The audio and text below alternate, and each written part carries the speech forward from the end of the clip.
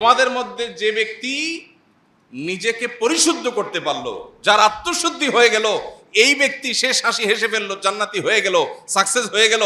ওয়াকাদ খাবা মান দাসাহা, আর যার নিজের আত্মাকে পরিশুদ্ধ করতে পারলো না, যার তাজকিয়া হলো না, যার পরিশুদ্ধি হলো না, যে অপবিত্র থেকে গেল, যার ভিতরে অহংকার আছে, দুনিয়ার মোহ আছে, যার ভিতরে হিংসা আছে, বিদ্বেষ আছে, অন্যের প্রতি শত্রুতা আছে, অন্তরের রোগে ভরা, তার অন্তর কলুষযুক্ত, তার দেহ হয়তো অনেক সুন্দর, সে হয়তো নামাজে পড়ে, সে হয়তো বাহ্যিকভাবে দাঁড়িয়েও রাখে, কিন্তু তার আত্মা যদি অপবিত্র হয়, আত্মা যদি পরিচ্ছন্ন না হয়, তার মনটা যদি নোংরা হয়, তার মনের ভিতরে যদি হারাম থাকে, তার ভিতরে বাতিনি গুনাহ যদি থাকে, তাহলে সে ক্ষতিগ্রস্ত, সে জাহান্নামী।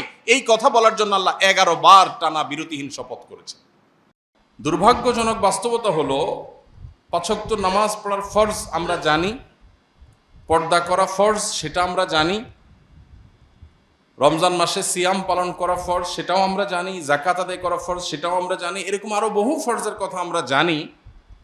কিন্তু যেই ফরজের কথা আমরা বেশিরভাগ মানুষ জানি না বা আমাদের ধারণা নাই, সেটা হলো আত্মশুদ্ধি করা, এটাও ফরজ। নিজেকে পরিশুদ্ধ করা, যেটাকে কোরআনের ভাষায় বলা হয় তাজকিয়া। কোরআনের ভাষায় কি বলা হয়? তাজকিয়া। আর আমরা আমাদের বাংলায় নিজের ভাষায় সেটাকে বলতে পারি আত্মশুদ্ধি, নিজেকে সংশোধন করা, নিজের ইসলাহ করা, নিজেকে পরিশুদ্ধ করা। আমরা যখন দুনিয়াতে এসেছি, মাতৃগর্ভ থেকে যখন পৃথিবীর আলো আমরা দেখেছি, আমাদেরকে আল্লাহ যে অন্তর দিয়ে পৃথিবীতে প্রেরণ করেছেন, তখন আমাদের অন্তর ছিল সকল প্রকার কলুষতা থেকে মুক্ত। আমরা যখন মাতৃগর্ভ থেকে দুনিয়ার আলোতে এসেছি, তখন আমাদের কেউ আমাদের অন্তরে কোনো অহংকার লালন করতাম না। কি বলেন, কোনো দুধের শিশু কি অহংকারী হয়? কোনো দুধের শিশু কি কারোর সাথে অহংকার করে? কারোর প্রতি শত্রুতা করে? নাই। তার মানে আমরা যখন দুনিয়াতে এসেছি, আল্লাহ তাআলা আমাদেরকে যে অন্তরটা আমাদের বডিতে দিয়ে দিয়েছেন, সে অন্তরটা ছিল ফ্রেশ, কালিমা মুক্ত, কলুষ মুক্ত। সে অন্তরে কোনো ত্রুটি ছিল না, কোনো দাগ ছিল না, একেবারে ফ্রেশ। সে অন্তরে কোনো হিংসা, বিদ্বেষ, দুনিয়ার মোহ। একটা দুধের শিশুর কি দুনিয়ার মোহ থাকে? তার বাবার থাকতে পারে, তার মায়ের থাকতে পারে, তার মধ্যে দুনিয়ার মোহ। সে মায়ের বুক থেকে একটু দুধ আহরণ করতে পারলে সে খুশি, তার আর চাহিদা নেই। তো একজন মানুষের অন্তরে যত রকমের অশুদ্ধ, ভুল বা খারাপ চিন্তা আসতে পারে, এর সবগুলো থেকে পরিচ্ছন্ন, পবিত্র থাকে একটা কোমলমতি শিশুর অন্তর। তো আল্লাহ রাব্বুল আলামিন যখন আমাদেরকে দুনিয়াতে পাঠিয়েছেন, তখন আমরা ফ্রেশ, পরিচ্ছন্ন অন্তর নিয়ে এসেছি। এরপর আমরা যখন আস্তে আস্তে বড় হয়েছি, আমাদের পরিবেশ, প্রতিবেশ, আমাদের আশপাশ, আমাদের গণ্ডি, আমাদের চৌহদ্দি এবং আমাদের এনভায়রনমেন্ট, আমাদের সহচর, আমরা যাদের সাথে উঠা বসা করছি, যে জায়গায় যাচ্ছি, এই সব কিছু থেকে আমাদের অন্তর ধীরে ধীরে ধীরে ধীরে নানান কলুষ এবং কালিমা ধারণ করতে করতে করতে এমন একটা পর্যায়ে চলে গেছে যে এই অন্তরটা এখন এতটা রোগাক্রান্ত, এতটা ময়লাযুক্ত, এতটা কালিমাযুক্ত, যে অন্তর দিয়ে এখন ভালো আর মন্দ পরখ করা আমাদের জন্য কঠিন হয়ে যাচ্ছে। আর সেই কারণে এই অন্তরটাকে পরিচ্ছন্ন করা, ক্লিন করা, এটাকে পবিত্র করা, এটার যেই কালিমাগুলো লেগে গেছে সেগুলো থেকে এটাকে ধুয়ে মুছে সাফ করা, এটা আমাদের জন্য একটা ফরজ, একটা অপরিহার্য কর্তব্য। কোরআনে আল্লাহ তাআলা যেটা আমাদেরকে বারবার করবার নির্দেশ করেছেন। আল্লাহ রাব্বুল আলামিন আমাদের নবী করিম সাল্লাল্লাহু আলাইহি সাল্লামকে যে পাঠিয়েছেন, মৌলিকভাবে তার প্রধানত 3টি কাজের কথা আল্লাহ কোরআনে উল্লেখ করেছেন।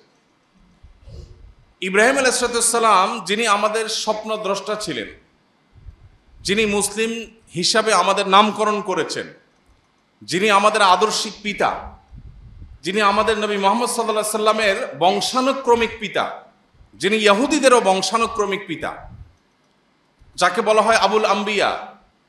তো সেই ইব্রাহিম আলাইহিস সালাম, তিনি আল্লাহর কাছে দোয়া করেছেন, রব্বানা ওয়াবআস ফীহিম রাসূলাম মিনহুম, আল্লাহ আমার বংশধরদের মধ্যে এমন একজন রাসূল আপনি পাঠান, এটা আপনার কাছে আমার আরজি, দোয়া, যিনি তাদের তার আয়াতগুলো পাঠ করে মানুষকে শোনাবে, অর্থাৎ ওহির কথা মানুষকে জানিয়ে দিবে যে এই পথে মানুষের কল্যাণ আর এই পথে মানুষের ক্ষতি, এই জিনিসটা জানিয়ে দিবে। আল্লাহর আদেশগুলো মানুষকে জানিয়ে দিবে, আদেশ নিষেধগুলো জানিয়ে দিবে, এবং মানুষকে কিতাব এবং হিকমা শিক্ষা দিবে, এবং মানুষকে পরিশুদ্ধ করবে। তিনটা কাজ। আল্লাহ রাব্বুল আলামিন ইব্রাহিম আলাইহিস সালামের দোয়া কবুল করে যখন আয়াত নাজিল করলেন, তখন আল্লাহ রাব্বুল আলামিন বলেছেন, লাকাদ মান্নাল্লাহু আলাল মুমিনিনা ইয বাআসা ফীহিম রাসূলাম মিন আনফুসিহিম ইয়াতলু আলাইহিম আয়াতি ওয়া ইউযাক্কিহিম ওয়া ইউআল্লিমুহুমুল কিতাবা ওয়াল হিকমা। এখানে ইব্রাহিম আলাইহিস সালাম যখন দোয়া করেছেন, তখন তিনি বলেছেন, আল্লাহ আমার বংশধরদের মধ্যে এমন রাসূল প্রেরণ করেন যে রাসূল আপনার আয়াত মানুষকে পাঠ করে শোনাবে, যে রাসূল মানুষকে আল্লাহর কালাম এবং হিকমত শিক্ষা দিবে, এবং যে রাসূল মানুষকে পরিশুদ্ধ করবে। এই যে মানুষ খারাপ পথে চলে যায় তাদেরকে সঠিক পথে ফিরে আনবে, আত্মশুদ্ধির কাজ করবে, সংশোধনের কাজ করবে। এখানে ইব্রাহিম আলাইহিস সালাম সিরিয়াল করতে গিয়ে 1 নম্বরে এনেছেন আল্লাহর আয়াত তেলাওয়াত করা, 2 নম্বরে এনেছেন মানুষকে কোরআন এবং সুন্নাহ বা হিকমার তালিম দেওয়া, আর 3 নম্বরে এনেছেন তাজকিয়া বা পরিশুদ্ধ করা মানুষকে। আল্লাহ তাআলা যখন ইব্রাহিম আলাইহিস সালামের দোয়া কবুল করে আয়াত নাজিল করেছেন, তখন আল্লাহ বলেছেন যে ঈমানদারদের প্রতি আল্লাহ তাআলা অনুগ্রহ করেছেন, এবং অনুগ্রহ করে আল্লাহ তাআলা ইব্রাহিম আলাইহিস সালামের দোয়া কবুল করে একজন রাসূল প্রেরণ ঠিকই করেছেন। তিনি হলেন মুহাম্মদ সাল্লাল্লাহু আলাইহি সাল্লাম, এবং তার ডিউটি কি? ইব্রাহিম আলাইহিস সালাম যে 3টা বলেছেন, আল্লাহও সেই 3টাই বলেছেন, অর্থাৎ ইব্রাহিম আলাইহিস সালাম সঠিক অ্যাড্রেস করেছেন। নবীর ডিউটি 3টা, এই 3টা ডিউটির মধ্যে সিরিয়াল ইব্রাহিম আলাইহিস সালাম তাজকিয়াকে 3 নম্বরে রেখেছেন। আল্লাহ কোরআনে যখন সেটা উল্লেখ করতে গেছেন, তখন সিরিয়ালে তাজকিয়াকে 2 নম্বরে উঠে এনেছেন। আল্লাহ বলেছেন, আয়াতটা কি? লাকাদ মান্নাল্লাহু আলাল মুমিনিনা ইয বাআসা ফীহিম রাসূলাম মিন আনফুসিহিম। এর পরের অংশ কি? ওয়া ইউযাক্কিহিম। আল্লাহ তাআলা ইব্রাহিম আলাইহিস সালামের দোয়া কবুল করে ঈমানদারদের প্রতি অনুগ্রহ করেছেন, তাদের মধ্য থেকে একজনকে রাসূল হিসেবে প্রেরণ করেছেন, তিনি মুহাম্মদ সাল্লাল্লাহু আলাইহি সাল্লাম। তার ডিউটি কি? মানুষকে কোরআন এবং সুন্নাহর আল্লাহর যে ওয়াহি সেটা পাঠ করে শোনানো, যে আল্লাহ এটা বলেছেন, এটা নিষেধ করেছেন। আর দ্বিতীয় ডিউটি হলো ওয়া ইউযাক্কিহিম, মানুষকে পরিশুদ্ধ করবে, মানুষের সংশোধনকে নিশ্চিত করবে। এটা নবী করিম সাল্লাল্লাহু আলাইহি সাল্লামের দ্বিতীয় ডিউটি। 3 নম্বরে বলেছেন কিতাব এবং সুন্নাহ, কিতাব এবং হিকমার তালিম দিবে। তাহলে এখান থেকে বোঝা যায় এই যে অ্যাপ্রোচ, ইব্রাহিম আলাইহিস সালাম নবীদের 3টা ডিউটি, নবী সাল্লাল্লাহু আলাইহি ওয়াসাল্লাম 3টা ডিউটি বলেছেন, আল্লাহও 3টা বলেছেন। ইব্রাহিম আলাইহিস সালামের সিরিয়ালে আত্মশুদ্ধিটা 3 নম্বরে ছিল, আল্লাহ যখন উল্লেখ করেছেন সেটার, তখন উল্লেখ করতে গিয়ে ওটাকে সিরিয়ালে এনেছেন কত নম্বরে? 2 নম্বরে। তার মানে উঠে এনেছেন একটা ধাপ। এখান থেকে বোঝা গেল একজন মুসলমানের কাছে বা আল্লাহর দৃষ্টিতে নিজেকে পরিশুদ্ধ করার গুরুত্ব অপরিসীম। ভাইরা আমার, কোরআনে কারিমে আল্লাহ তাআলা বিভিন্ন জায়গায় শপথ করেছেন, আপনারা জানেন। আল্লাহ অনেক জায়গায় শপথ করে অনেক কথা বলেছেন না? শপথ মানুষ কেন করে, বা আমরা শপথ করি কেন? অবিশ্বাস্য কথাকে বিশ্বাসযোগ্য করবার জন্য, তাই না? যে আমি এমন একটা কথা বলছি আপনার বিশ্বাস করতে কষ্ট হবে, সেজন্য আমি বলছি আল্লাহর কসম, আমার যে কথাটা আপনার বিশ্বাস করতে কষ্ট হবে সেটা বিশ্বাসযোগ্য করে তুলবার জন্যই আমরা কি করি? শপথ করি।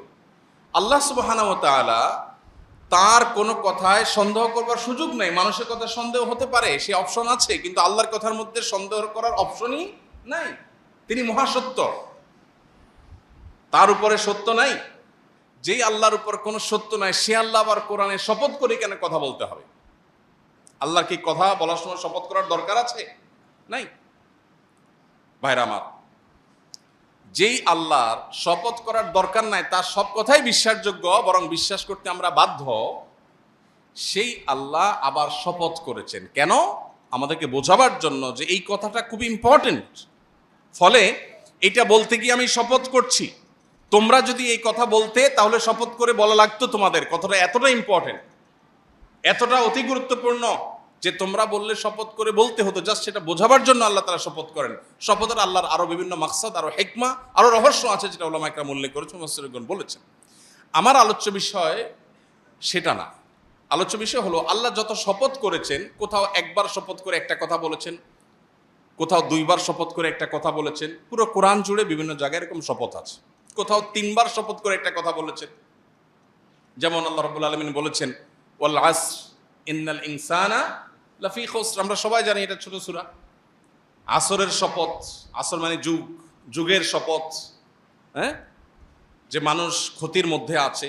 তবে যারা ঈমান আনলো, নেকামল করলো, ভালো কাজের কথা মানুষকে বললো এবং ধৈর্য ধারণ করলো, এরা কিয়ামতের সাকসেস হবে, আর বাকি সব মানুষ লুজার হবে। এই কথাটা বলতে গিয়ে আল্লাহ আসরের শপথ করেছেন। এখানে একবার শপথ আল্লাহ করেছেন, তাই না? এরকম কোরআনে বিভিন্ন শপথ আছে। আমরা যে বিষয়ে আলোচনা করছি আজ, অর্থাৎ আত্মশুদ্ধি করার গুরুত্ব, নিজেকে পরিশুদ্ধ করার গুরুত্ব এবং আত্মশুদ্ধি করা যে একটা ফরজ, যে ফরজ সম্পর্কে আমাদের অনেকের ধারণা নাই, এই বিষয়ে কথা বলতে গিয়ে, এটার গুরুত্ব বর্ণনা করতে গিয়ে আল্লাহ তাআলা কোরআনে কারিমে 60টি আয়াতে, অনেক মুফাসসিরদের মতে 7 বার, তবে বিশুদ্ধ মত অনুযায়ী 11 বার আল্লাহ শপথ করেছেন। কয়বার? 11 বার। আপনি একটু চিন্তা করুন তো, আপনি কোনো কথা বলতে গিয়ে যদি আমাকে বলেন আল্লাহর কসম, আল্লাহর কসম, আল্লাহর কসম, এটা কি এনাফ না, যথেষ্ট না? কিন্তু আপনি যদি আমাকে 11 বার শপথ করেন, তাহলে আমার ধারণা কি হবে যে কথাটা এত গুরুত্বপূর্ণ, মানে এর চেয়ে গুরুত্বপূর্ণ কোনো কথা থাকতে পারে না। পুরো কোরআনে কোথাও এত বেশি সংখ্যক বার শপথ করে আল্লাহ কোনো কথা বলেন নাই। পুরো কোরআনে একটা কথা বলবার জন্য আল্লাহ 11 বার টানা শপথ করেছেন, বিরতিহীন শপথ করেছেন। সূরাতুশ শামসের মধ্যে আল্লাহ কি শপথ করেছেন? ওয়াশ-শামসি ওয়া দুহাহা, সূর্যের শপথ। দেখেন আল্লাহ বড় বড় সৃষ্টিগুলোর শপথ করে।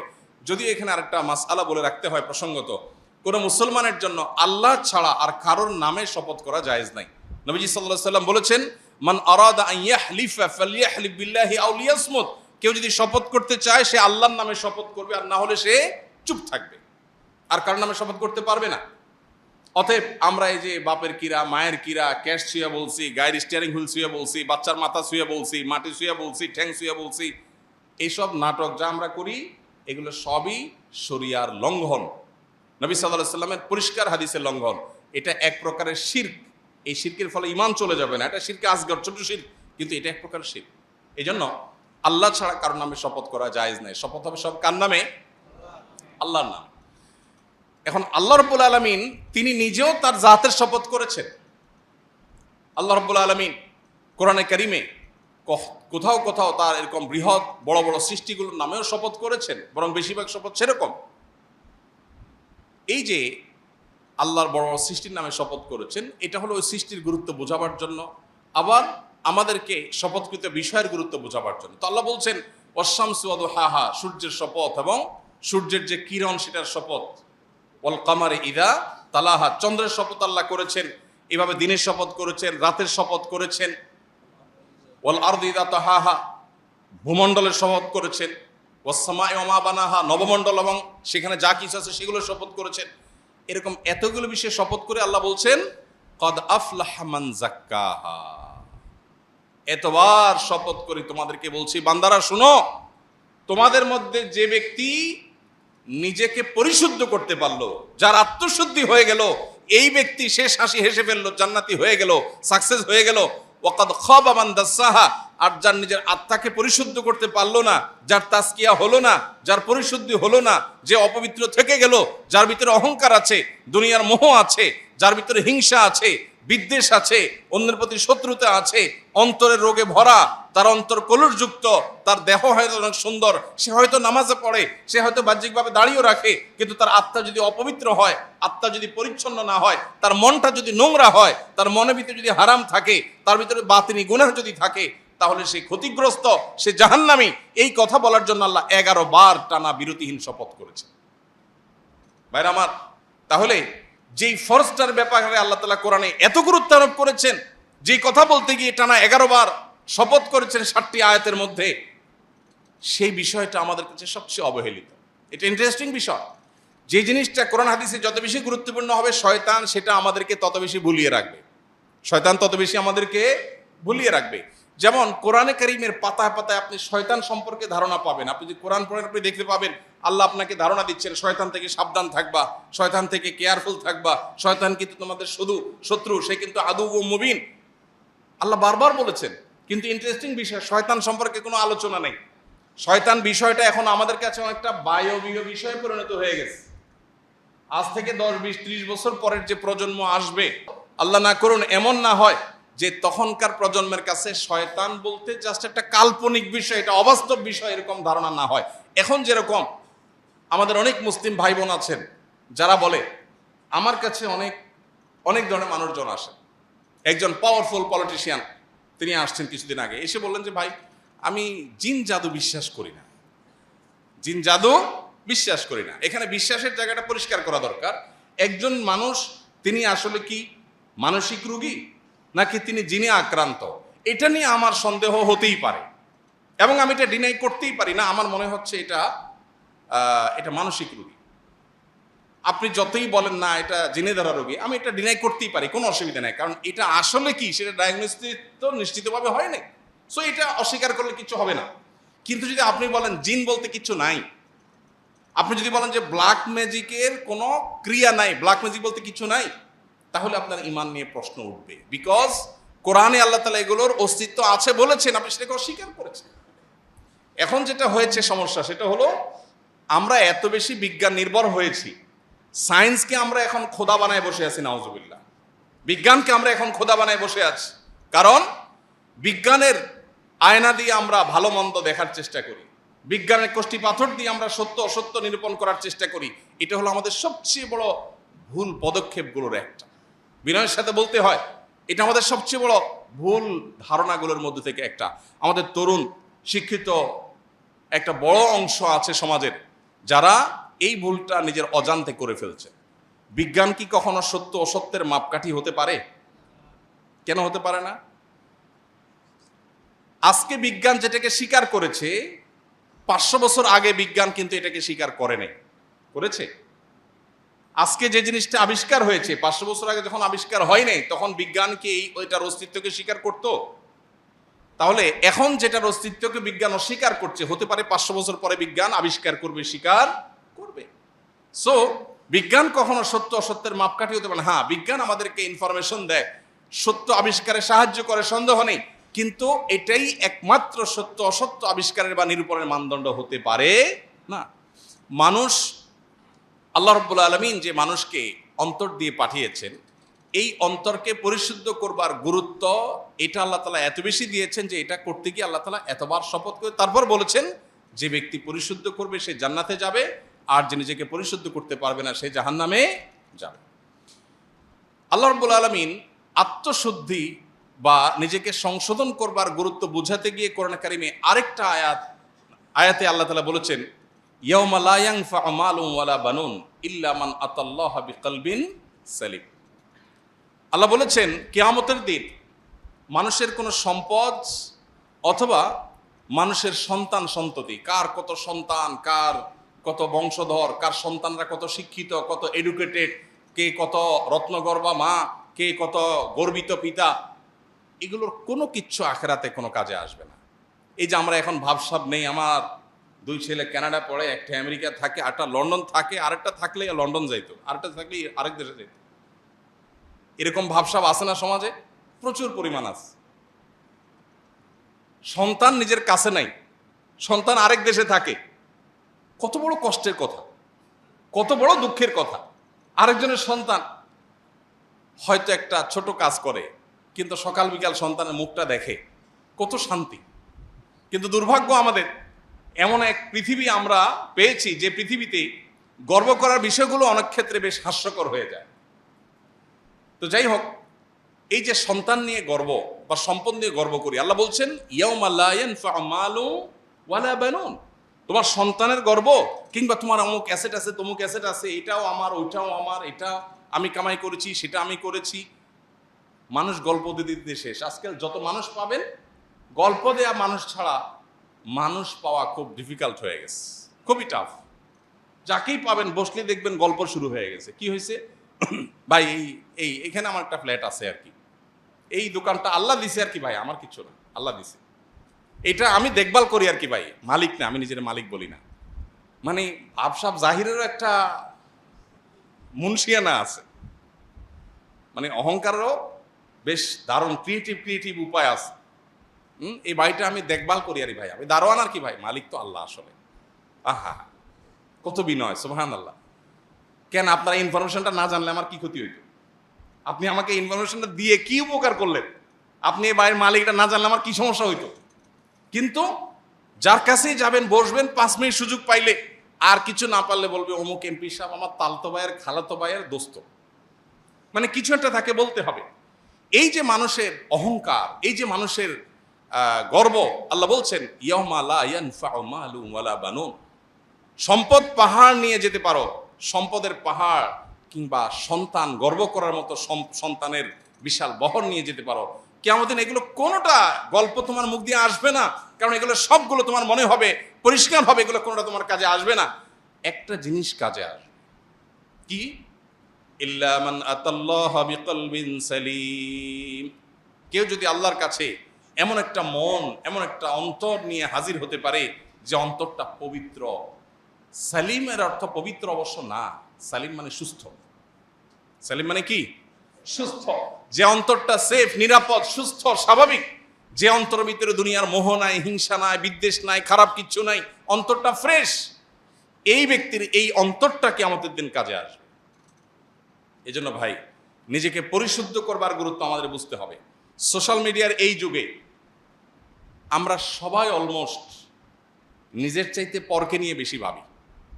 নিজের চাইতে অমুকে কি করেছে, তমুকে কি করেছে, অমুকের কি বলা উচিত ছিল, তমুকের কি করা উচিত ছিল, কার কি সমস্যা আছে, আমার কি সমস্যা আছে, এটা নিয়ে কোনো অ্যানালাইসিস সাধারণত করার সুযোগ আমাদের হয় না।